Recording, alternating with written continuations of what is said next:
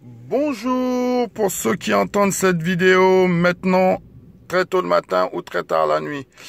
Alors en écoutant les messages du groupe, j'ai entendu Fouad parler de Uber, en expliquant que Uber en fait maintenant ils ont mis un chrono qui fait que on peut bosser 10 heures et ça enchaîne 6 heures où on ne peut plus recevoir de courses et après 6 heures entre guillemets de repos, hop, ça enchaîne de 10 heures.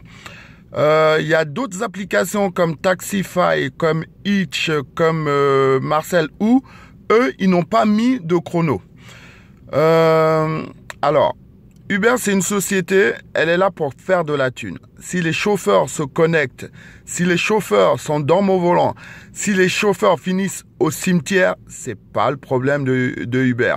Uber, il va pas venir t'apporter de l'argent, pleurer pour toi, etc. Donc, il faut savoir que si Uber fait une chose, c'est forcément dans son intérêt.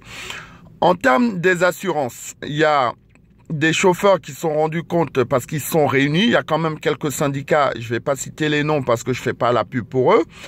Et en termes de statistiques, il y avait énormément de dégâts.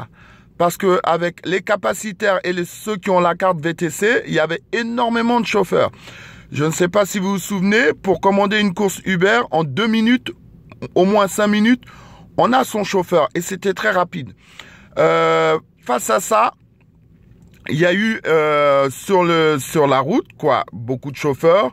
On pouvait voir des gens qui venaient même d'avoir leur permis aujourd'hui, conduire des véhicules berlines pour faire de l'argent avec les capacités et d'autres personnes qui ont la carte VTC.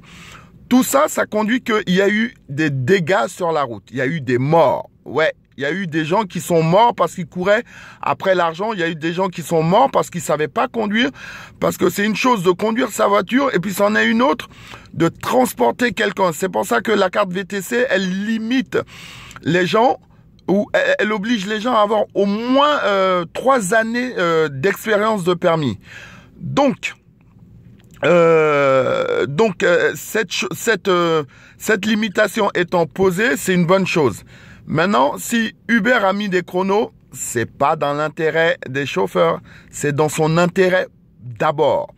Pourquoi? Parce qu'au niveau législatif, si vous regardez un peu les vidéos avec au Sénat avec la loi Thévenoud et la loi Laurent Grand-Guillaume, vous allez tout comprendre comment est-ce que ça s'est enchaîné, comment est-ce que les gens sont venus à faire des modifications.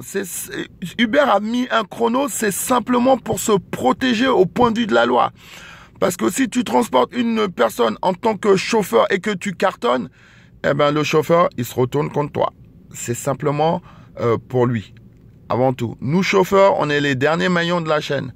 Mais sauf que ensemble, on a une puissance et on est une force. Voilà juste la petite précision que je voulais apporter par rapport à Uber parce que moi j'ai découvert Uber quand on parlait des histoires de Uber Pop.